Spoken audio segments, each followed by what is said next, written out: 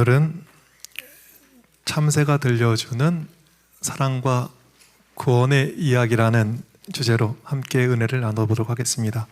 부제는 레위기 14장의 비밀 코드입니다. 말씀을 시작하기 전에 참새처럼 매주 아름다운 목소리로 은혜를 주시는 마석교회 찬양대에 감사드립니다. 오늘은 확실히 참새보다는 품격 있는 새의 아름다운 목소리로 이렇게 찬양해 주셔서 더 감사합니다. 그럼 참새가 어떤 사랑의 이야기를 우리에게 전해주는지 살펴보도록 하겠습니다. 한국교육방송 EBS에서 해로운 새 참새라는 제목으로 프로그램이 반영된 적이 있습니다. 중국의 마오쩌둥, 모택동이라 그러죠. 1955년에 이분이 너무 좀 안타까운 생각이 난 거예요. 저 새들이 먹는 그 쌀알만 아껴도 이 수확량이 증가할 텐데 저 참새가 이렇게 아깝게 먹으니까 이렇게 곡식을 너무 아깝다. 그래서 쥐, 파리, 모기와 함께 참새를 4가지 해로 규정했습니다. 그리고 1958년 4월 19일 해로운 새 박멸 작전을 시작했습니다. 세숫대 갖고 나오라고, 물통, 꽹과리 갖고 나오라고 이렇게 얘기를 했습니다. 그것도 모자라 폭죽, 자동차, 경적, 그물 동원했습니다. 그리고 참새가 어디에도 앉지 못하게 하고 또 앉으면 잡고 해가지고 참새를 죽였습니다. 참새 박멸 작전은 대성공을 거두어서 1958년 한 해에만 전국적으로 2억 1,000마리의 참새를 제거했다고 합니다. 그런데 참새가 사라지자 예상치 못한 일이 생겼습니다. 참새 수가 줄었는데 해충이 극성을 부려서 결과적으로 농사가 심각한 흉년을 이렇게 맞이하게 된 것입니다. 결국 1960년 한 해 동안 흉년으로 3천만 명이 굶어 죽었다고 합니다. 무엇인가 큰 실수를 저지른 것을 깨달은 이 공산당 정부가 뒤늦게 참새가 하는 일을 조사해 보니까 참새 한 마리가 하루 동안에 80에서 120마리의 해충을 잡아주는 것을 알게 되었습니다. 참새 한 마리가 1년 동안 해충을 잡아주는 것을 노동력으로 이렇게 환산하니까 1976년 기준으로 우리나라 화폐 단위로 26,000원의 가치 있는 일을 하더랍니다. 근데 참새가 곡물로 먹어치우는 손실은 고작 1년에 28원이었다는 거예요. 중국 사람들이 참새가 끼치는 눈앞의 작은 손해에 예민해서 참새가 주는 큰 이익을 보지 못했습니다. 그래서 중국은 2000년대에 참새를 보호해야 하는 새로 이렇게 등재시켰다고 합니다. 28원어치를 먹고 26,000원어치를 봉사하고 있는 참새. 우리가 참새의 처지라면 아마 머리띠 들고 파업할 사람 굉장히 많을 것입니다. 그런데 28원어치 먹고 26,000원어치 봉사를 함에도 투정은커녕 참새는 여전히 우리 곁에서 아름다운 노래를 부르고 있는 것입니다. 제대로 대우받지도 못하면서 변함없는 사랑으로 우리를 위해서 일하는 참새의 마음은 어디서 왔을까요? 우리 교회 증언 8권에 있는 말씀입니다. 천연계의 사물들은 하나님의 품성의 표현이며 우리는 그것들을 통하여 하나님의 사랑과 능력과 영광을 이해하게 된다. 다시 한번 다 같이 읽어보겠습니다. 시작. 천연계의 사물들은 하나님의 품성의 표현이며 우리는 그것들을 통하여 하나님의 사랑과 능력과 영광을 이해하게 된다. 제대로 대우받지는 못함에도 불구하고 변함없이 우리를 위해서 일하는 참새를 보면서 참새를 창조하신 하나님의 품성이 어떠한지를 알게 되는 것입니다. 매일 엄청난 축복을 주심에도 우리는 하나님의 은혜에 크게 감사하지 않습니다. 그럼에도 참새를 창조하신 우리 하나님께서는 묵묵히 우리 곁에서 일하는 참새처럼 변함없이 오늘도 우리에게 은혜를 주시고 계시는 것입니다. 우리의 반응과 관계없이 변함없는 사랑으로 우리를 사랑해 주시는 하나님의 크신 사랑에, 그 변함없는 사랑에 참 감사하게 되는 오늘 아침입니다. 참새의 사랑 이야기 하나 더 해보겠습니다. 옛날에는 초가집 추녀 끝에 참새가 굴을 파고 살았습니다. 초가집이 사라지고 지붕이 징크, 콘크리트로 바뀌면서 집 짓기가 어려워졌지만 여전히 참새는 인간 곁을 떠나지 않고 어떻게든 사람이 사는 추녀 끝에 살면서 이렇게 깃털을 모아서 둥지를 들고 살아갑니다. 그런데 추녀 끝에 깃들어 사는 참새를 보면 어떻게 하죠?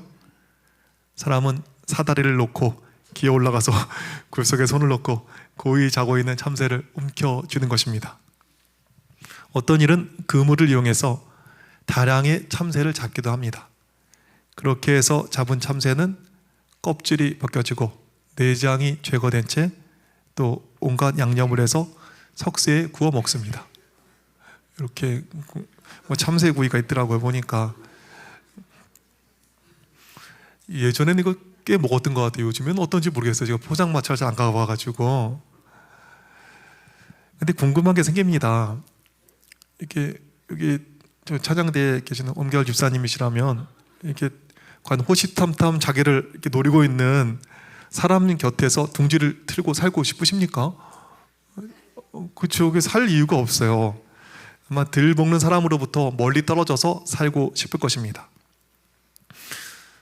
그런데 인간들이 잡아먹어도 또 벌레를 잡는 자기의 수고를 알아주지 않아도 참새는 자기에게 맡겨진 영역을 떠나지 않고 지키는 것입니다. 그래서 참새는 깊은 산에 많을 것 같은데 깊은 산에는 거의 없다는 거예요. 여전히 참새는 알아주지도 않고 호시탐탐 노리고 있는 우리 곁에서 벌레를 잡아주고 노래를 불러주면서 우리 곁을 지키고 있는 것입니다. 전문가들의 말에 의하면 참새뿐 아니라 모든 새들은 이렇게 자기의 영역을 지킨다고 합니다. 진화론의 말처럼 새들이 이기적으로 살았다 하면 안전한 곳, 살기 좋은 곳에만 새가 있었을 것입니다. 공기 나쁘고 물을 찾기 힘든 나무가 많지 않은 그 도시 지역에서는 새들이 결코 살려고 하지 않을 것입니다. 그런데 전국 어디에 가도 새들이 존재하는 것입니다. 살기 좋은 마석에뿐 아니라 서울에 보니까 참새가 얼마나 많은지.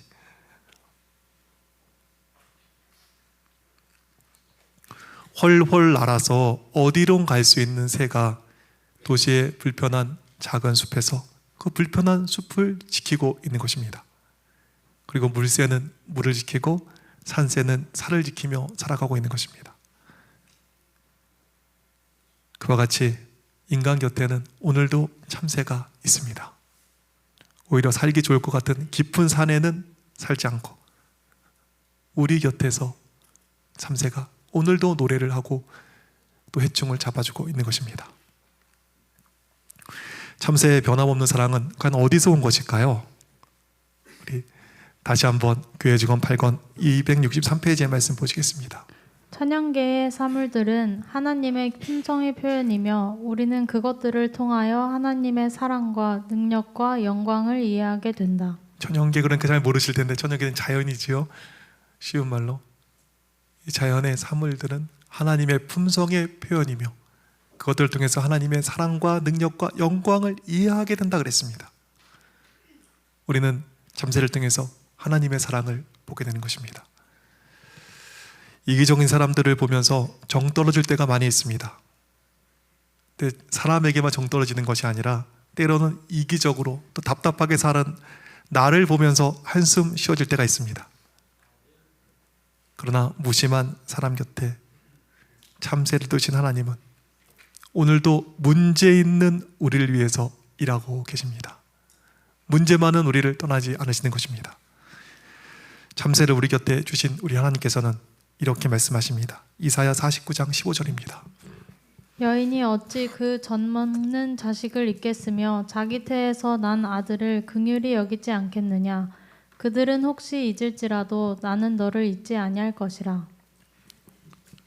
교회를 다니긴 했지만 세상에 살면서 이런저런 바쁜 일로 신앙이 뜨뜻미지근해지는 성도들이 계실 수도 있겠습니다.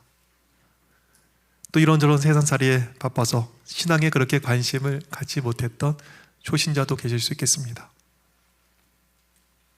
우리는 잊을지라도 우리 곁을 지키는 참새를 만드신 주님, 우리를 잊지 않으시고 우리를 떠나지도 않으십니다. 부족하고 때로는 하나님을 잘 기억하지도 못하고 어떤 때에는 하나님께 오히려 해를 끼침에도 불구하고 하나님의 변함없는 사랑은 참새처럼 우리를 잊지도 않으시고 떠나지도 않으시고 우리를 위해서 봉사해 주시는 것입니다.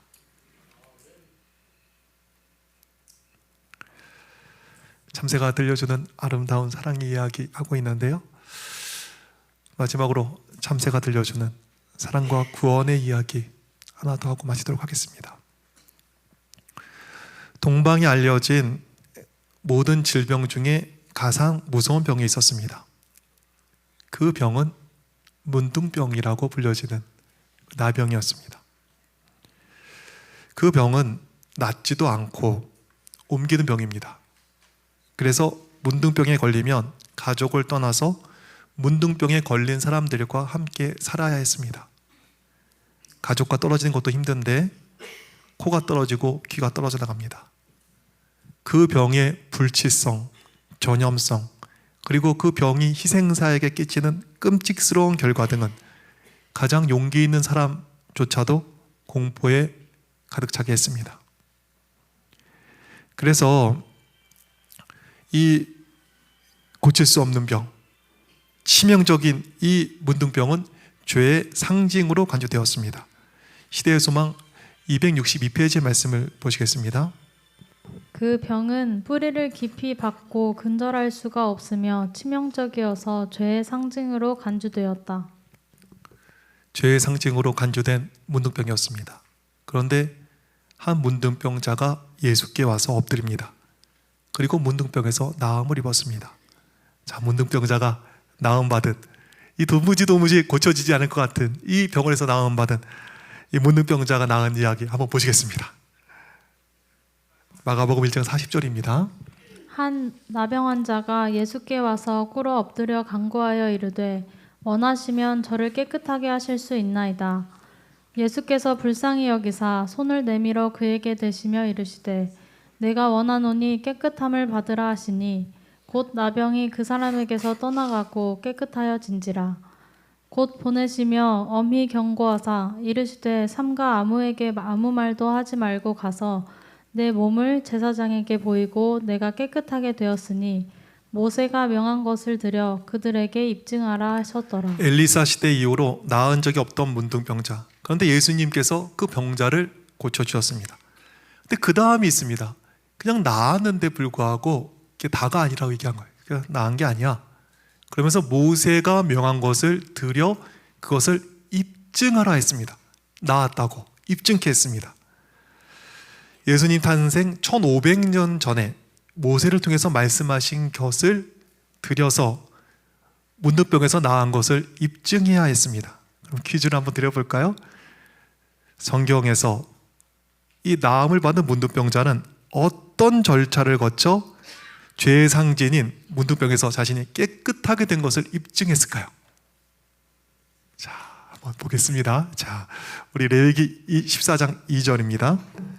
나병 환자가 정결하게 되는 날의 규례는 이러하니 곧 그 사람을 제사장에게로 데려갈 것이요 제사장은 진영에서 나가 진찰할지니. 문둥병은 죄인을 상징했습니다. 제사장은 문둥병자를 진 밖에서 진찰해야겠습니다. 진찰해야 했습니다. 이것은 죄인을 구원하시기 위해서 하늘 아버지의 집을 떠나 우리에게로 오신 예수님의 모습을 상징적으로 보여주고 있습니다. 병이 나은 것이 확인되면 제사장은 홍색실 한 줄, 그리고 우슬초 세 가지, 새 질그릇, 그리고 감람류 조금, 또 어린 양 세 마리와 함께 소제와 전제를 준비하였습니다. 그런데 특별히 문둥병자의 정결 예식을 위해서는 준비해야 될 것이 있었는데 참새 2마리입니다. 몇 마리? 몇 마리요? 여긴 잘 아직 기억 못하네요. 이게 잘 기억해 두셔야 돼요. 이거는 참새 몇 마리? 2마리. 잘 기억해 두셔야 합니다. 참새 2마리. 참새 몇 마리? 잘 기억해 하셨네. 참새 2마리. 꼭 기억해. 걱정돼서 한 번 더 보여주죠. 몇 마리요? 참새 2마리. 엄결 집사님 기억하시죠? 이건 기억하셔야 돼요. 이건 기억하셔야 돼요. 2마리. 모든 것이 준비되었을 때 제사장은 샘을 찾아 촌락으로 떠납니다. 몇 마리 가지고? 참새 2마리 가지고. 그리고 제사장은 그 샘의 생수를 질그릇에 채웁니다. 그리고 무작위로 선택된 참새 중 1마리의 머리를 봉사자가 그의 손톱으로 비틀어 끊습니다. 손톱으로 머리를 비틀어 죽은 참새. 이 끔찍한 죽음은 십자가에서 자신들의 백성의 손에 난폭하게 대우를 받아 죽으신 예수님의 모습을 보여주고 있습니다. 제사장은 손톱으로 머리를 비틀어 죽인 참새를 물이 담겨있는 그릇에 다 가져와서 참새의 피를 짭니다. 목이 꺾여 피를 짜는 이 참새에게서 십자가에서 피를 흘리시고 머리를 숙이신 예수님의 모습을 보게 되는 것입니다. 예수님 탄생 1500년 전에 십자가를 통해서 예수님께서 당하신 그 고통을 그 참새의 이야기에 다 먼저 기록해 놓으신 것입니다. 그리고 근처에 구멍을 팝니다. 그리고 피 흘린 작은 참새의 사체를 묻게 됩니다. 도살당한 근처에 묻힌 작은 참새는 골고다 옆에 있는 아리마대 요셉의 무덤에 묻힌 예수님의 그 장례의 모습을 그대로 보여주고 있습니다. 그럼 1500년 전에 쓰여진 예수님의 자서전을 보시겠습니다. 레위기 14장 1절부터의 말씀입니다.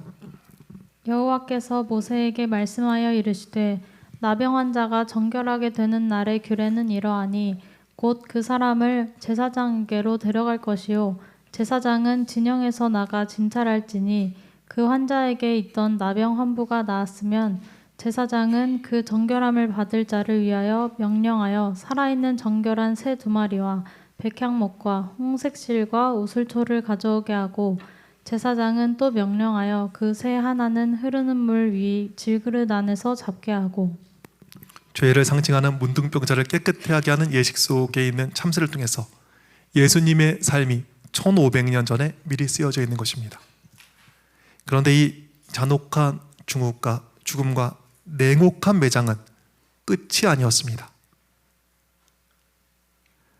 우리를 위해서 십자가에서 피를 흘리시고 머리가 숙이신 우리 예수께서는 성경을 보시면 무덤에서 부활하셨습니다. 부활하셔서 참새와 같이 변함없이 오늘도 우리 곁에서 우리를 위해서 일해 주시고 계시는 것입니다. 그래서 참새 몇 마리 준비하라고 했죠? 우리 엄결 집사님 2마리. 정말 기억하셨네. 잘하셨어요. 2마리. 죄를 상징하는 문둥병자를 구원하기 위해서 죽은 참새는 상징적으로 쌍둥이 참새에 의해서 살아나게 됩니다.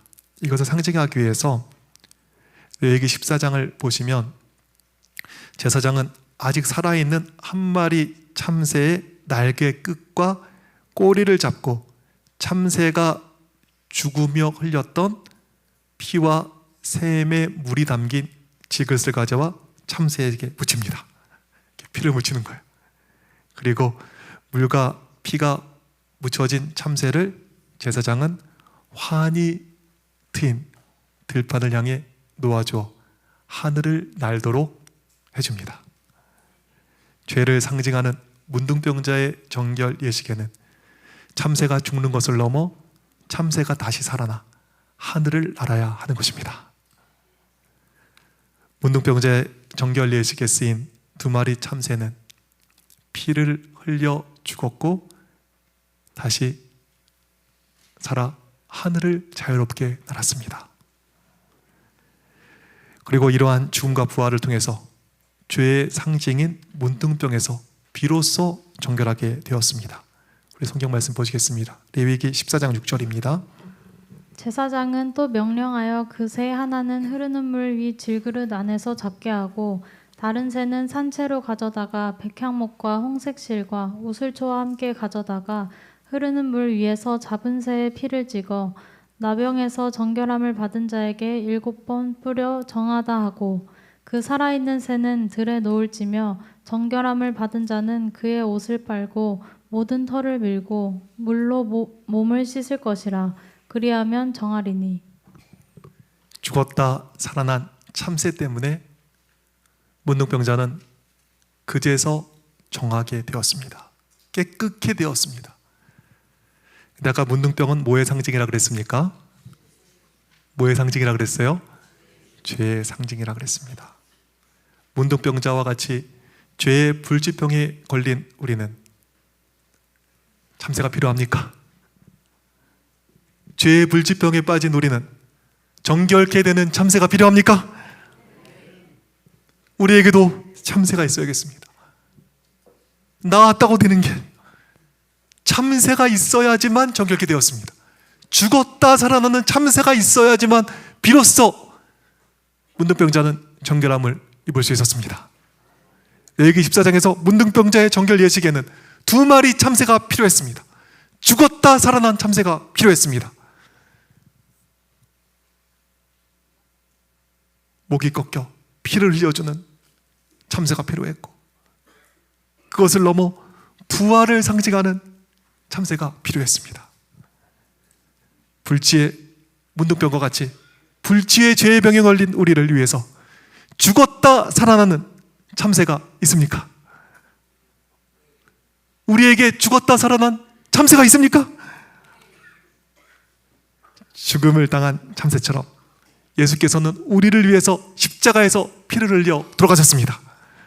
그리고 하늘로 놓아진 참새처럼 예수님께서 부활하셔서 다시 사셔 하늘로 승천하셨습니다. 예수 탄생 1500년 전 문둥병자의 정결 예식을 레위기 14장에 서신 예수께서 우리 죄를 정결케 하기 위해서 참새가 되셨습니다. 너무 감사하게도 죄의 문둥병에 걸린 우리에게도 죽으시고 부활하신 예수 참새가 있는 것입니다.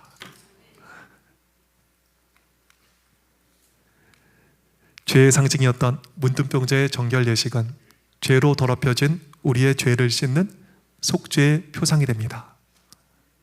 죽었다 살아나신 예수를 통해서 그 참새의 모습을 보여주신 그 예수를 통해서 도무지 구원받을 수 없는 우리가 구원받게 된 것 잊지 않으셨으면 좋겠습니다. 이 아름다운 정말 이 레위기 14장에 있는 구원의 이야기, 사랑의 이야기에 대해서 엘렌 화이트는 다음과 같은 통찰력 있는 글을 남겨주고 있습니다. 참 우리에게 이렇게 귀한 정말 주의 이 선지자가 있는 거 얼마나 감사한지 모르겠습니다. 한번 보시죠. 죽임을 당한 그 피에 적셔져서 자유를 얻어 행복한 삶을 누리게 되는 산새의 이 놀라운 상징은 우리의 속죄의 표상이다. 이 의식 속에는 숨겨진 보물과 같은 진리를 탐구하는 자에게 사망과 생명이 제시되고 우리 구속자의 용서하시는 피와 부활과 생명이 한데 어우러져 있다. 이 참새 속에 뭐가 있다는 거예요? 우리의 속죄의 표상이 다 있다는 거예요. 그리고 숨겨진 보물을 찾는 그 진지한 탐구자들에게는 놀라운 보화가 보여줄 거라 이렇게 얘기하고 있습니다. 우리는 진지한 성경 탐구자입니다. 대충 읽는 사람이 아닙니다. 성경의 이야기를 진지하게 보는 사람들입니다. 진지한 성경 탐구자들이죠. 이제는 이해가 되십니까? 참새의 상징은 우리의 속죄 표상이 되었습니다. 문둥병과 같이 죄의 불치의 병에 걸린 우리는 피를 흘리고 하늘로 능력으로 부활하여 날아간 참새처럼 예수 참새가 우리에게 있는 것입니다. 문둥병자가 깨끗하게 된 것은 죽음을 당한 참새 덕분이고 능력으로 다시 살아나 하늘로 날아가는 참새 덕분이었습니다. 우리가 잘나서 구원을 받는 것이 아닙니다. 우리가 잘나서 깨끗하게 된 것이 아닙니다. 우리가 구원받은 것은 1500년 전 예언된 참새처럼 십자가에서 죽으시고 부활하신 예수 참새 덕분인 것입니다. 성도들이시여, 수많은 종교에서 죄의 용서를 이야기합니다. 그런데 엘리사 시대 이후로 문둥병에서 아무도 낫지 못했던 죄의 문제를 해결한 신앙은 없습니다. 그런데 참새의 삶을 사신 우리 주님, 우리를 위해서 죽으셨고 우리를 위해서 다시 살아나셨습니다. 참새의 삶을 사신 예수님 때문에 우리는 문둥병과 같은 죄에서 구원을 받게 되는 것입니다. 우리가 잘나서 받는 것이 아니고 우리가 깨끗해서 받는 것도 아닙니다. 1500년 전 예언된 참새처럼 십자가에서 죽음을 당하시고 부활하신 예수 참새 덕분에 문둥병에서 정결하게 되듯 죄의 문제에서, 죄의 상태에서 정결하게 되는 것 잊지 않는 마석교의 모든 성도가 되시기를 간절히 바라겠습니다. 그리고 문둥병처럼 죄의 불치병에 걸렸지만 죽었다 살아나신 이 예수 참새를 기억하시며 늘 구원의 확신 가운데 살아가는 우리 모두가 되기를 간절히 바라겠습니다. 한 이야기하고 마치겠습니다. 우리가 잘 아는 대로 자비로운 주 하나님 찬양을 작곡한 사람은 존 뉴턴입니다. 그거 다 아시죠? 누가 좀 불러주실래요? 자비로운 주 하나님. 제가 발목을 좀 다쳐가지고 걸어가기 힘드네요. 우리 엄결 집사님이 잠깐 좀 불러주셔야 될 것 같아요. 네. 이게 노래를 잘하시는 분이 안 불러주면 어떻게 되시는 거예요? 이게 어떻게 되신 거예요 도대체? 이게 참. 우리 한번 불러볼까요? 자비로운 주 하나님. 시작. 자비로운 주 하나님, 날 기원했으니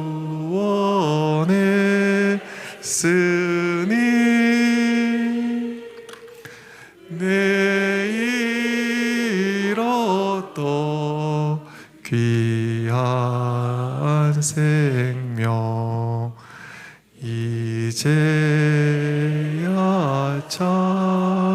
찾았네. 근데 이 곡을 작곡한 뉴턴은 어머니의 영향으로 어렸을 때 굉장히 좋은 신앙인이었습니다. 근데 7살 때 어머니가 폐병으로 돌아가셨습니다. 그리고 신앙을 버리고 선원들과 함께 살면서 성격도 거칠어지고 삐뚤어지기 시작했습니다. 특별히 아시는 대로 아프리카에서 흑인들을 이렇게 잡아와가지고 노예로 파는 노예선의 선장의 일을 했습니다.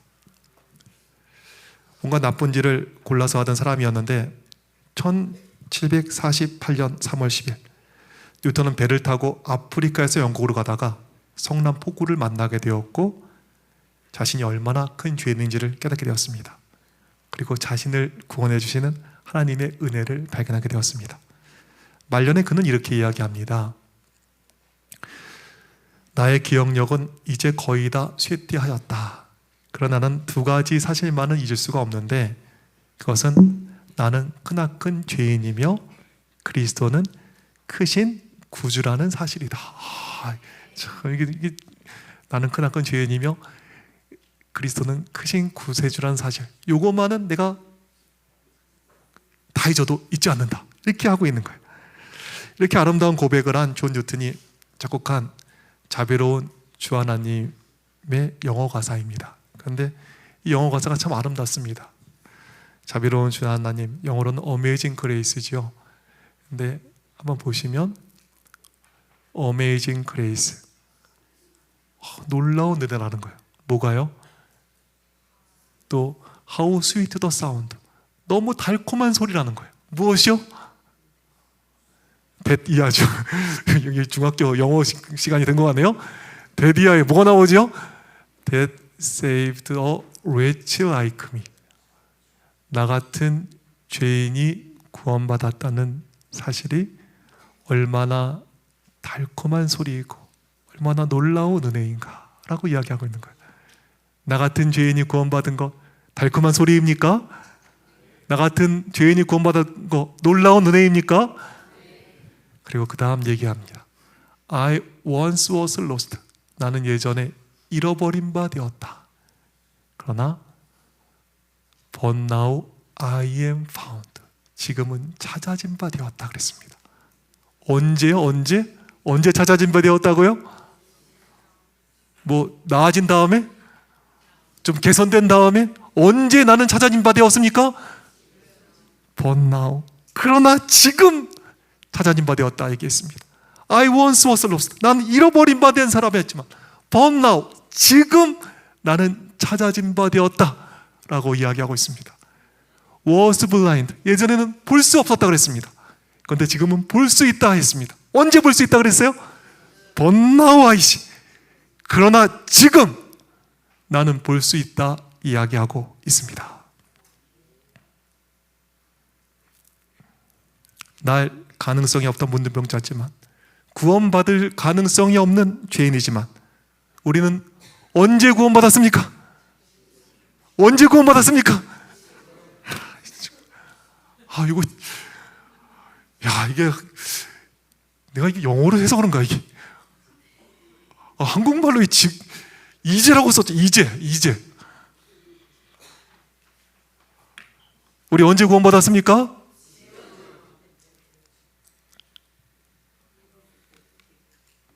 왜 지금 구원받을 수 있습니까? 내가 잘나서 구원받는 것이 아니라 누구 때문에?